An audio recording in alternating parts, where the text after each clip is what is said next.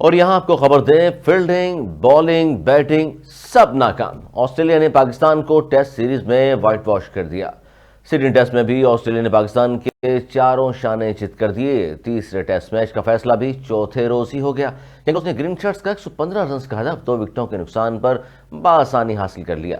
Match کے چوتھے روز Pakistani team اپنی دوسری اننگ کے اختتام پر صرف 47 رنز کا اضافہ کر کے آؤٹ ہو گئی۔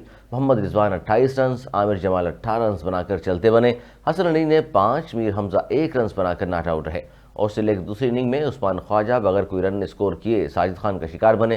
ڈیوڈ وارنر نے 57 رنز کے ساتھ اپنی نصف سنچری بنا کر اپنے آخری میچ کو یادگار بنا دیا۔ ساجد خان نے ان کی وکٹ لی، مانس لبوشن 62 اور اسٹیون اسمتھ 4 رنز بنا کر ناٹ آؤٹ رہے اور 130 رنز کا ہدف مکمل کیا۔ آسٹریلیا کے خلاف پاکستان کو میلبرن ٹیسٹ میں 79 رن سے شکست ہوئی تھی، جبکہ فرسٹ ٹیسٹ میں پاکستان 360 رنز کے بھاری مارجن سے ہارا تھا۔